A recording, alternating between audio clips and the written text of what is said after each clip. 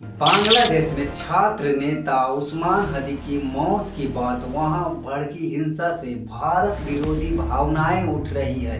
पिछले साल शेख हसीना के खिलाफ छात्र आंदोलन में प्रमुख भूमिका निभाने वाले इनकलाब मंच उस्मान हदी को उस हफ्ते गोली मार दी गई थी और इस हफ्ते उनकी मृत्यु हो गई है गुरुवार को। इसके बाद ढाका में बड़े पैमाने पर हिंसक विरोध हुए।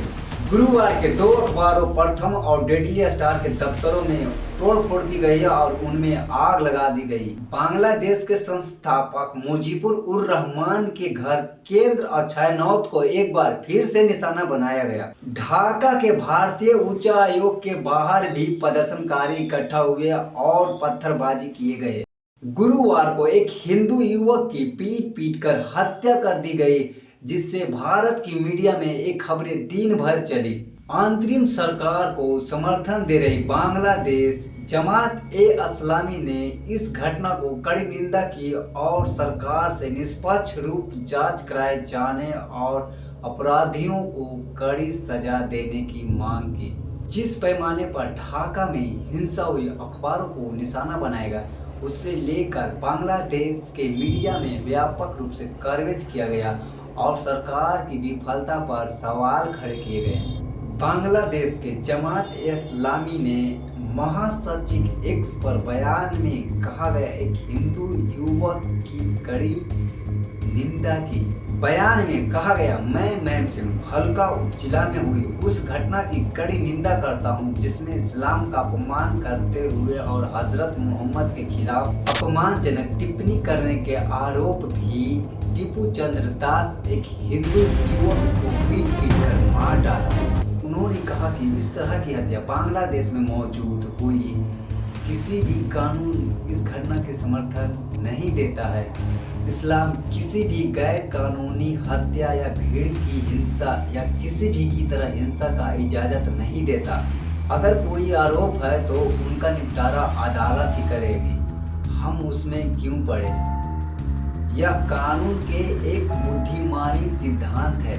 संप्रदायिका में एक हिंदू युवक की हत्या और उसे जला देने की घटना को सरकार को अपमानजनक विफलता करार दिया। केरला से भगाया जा रहा है, बांग्लादेश से भगाया जा रहा है, हम कब तक भागते रहेंगे। मैं ये नहीं कह रही कि हमें बॉर्डर्स नहीं खोलने चाहिए, हिंदुओं को सेफ नहीं रखना चाहिए। मैं तो कहती हूँ सारे लॉज चेंज करने चाहिए, लेकिन इसके साथ साथ उस हर हिंदू को उसकी मातृभूमि में वो राइट दिलवाना है कि वो वहाँ पे सेफ। और लिखा 19 सितंबर तक इस मामले में किसी को गिरफ्तार नहीं किया गया। यह एक अकेली घटना नहीं है। इससे पहले की घटनाओं में अपराधियों को कटघरे में खड़ा करने में असमर्थ रही सरकार। इसलिए सरकार को सबसे पहले अपने मजबूत एक शासन कानूनी बनाना चाहिए। एक ऐसी ही घटना हुई बांग्लादेश में, एक सूफीवाद व्यक्तियों को जिंदा जला दिया गया है। वहाँ की सरकार कुछ नहीं कर रही है। अगर ऐसी ही दशा रहेगी तो दिन पर दिन बांग्लादेश की स्थिति खराब होती जाएगी। धार्मिक भावनाओं को ठेस पहुँचाने के अनुसार दूसरे धर्म के व्यक्तियों समूहों पर हमले की घटना आम बताते हुए अखबारों ने लिखा, सरकार की विफलता स्वीकार करना चाहिए और अपने अंदर की सुधार करनी चाहिए। शनिवार को डेली स्टार ने एक लेख प्रकाशित किया और जिसमें हमले की डरावनी रात क्या क्या हुआ और उसे विस्तार से बताया गया। अगजनी के दौरान सारे पत्रकार छत पर थे। गुरुवार के द डेली स्टार फॉर्म पूरी क्षमता से उनकी टीम काम कर रही थी। पहले एडिशन की डेडलाइन करीब थी और रिपोर्टर अंतिम पलों का अपडेट कर रहा था। इसी समय रिपोर्टर को संदेश आने लगा था, पास के एक अन्य अखबारों के दफ्तरों पर हमला हुआ और फिर भीड़ इनकी दफ्तर में आने लगा। न्यूज रूम में सारे पत्रकारों को अलर्ट कर दिया गया और सभी लोग अपने कंप्यूटर को बंद करके उतरने की ओर तैयारी कर रहा था। जैसे ही सभी लोग सीढ़ियों से उतरे और दूसरी मंजिलों पर पहुंची, तभी वहां पर जोरदार धमाके होती है। कांच और फर्नीचर तोड़ने की आवाज़ से ऐसा लगता है कि सभी लोग दफ्तर में घुस चुकी है।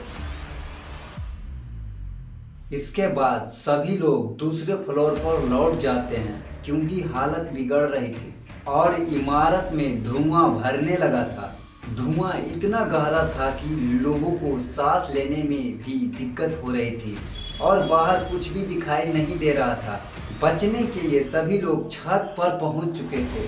फायर ब्रिगेड ने उन्हें बचाने के लिए एक क्रेन तैनात किया, लेकिन भीड़ नीचे थी और लोगों ने उतरने के लिए मना कर दिया। क्रेन दूर चला गया और इसके बाद छत पर दरवाजे खटखटाने की आवाज़ आई तो पता चला वो सेना के ही आदमी थे। सेना के आने की पुष्टि के बाद वे दरवाज़ा खोला और वे सभी लोग सीढ़ियों से चुप चुप के रास्ते सभी लोग नीचे उतरे।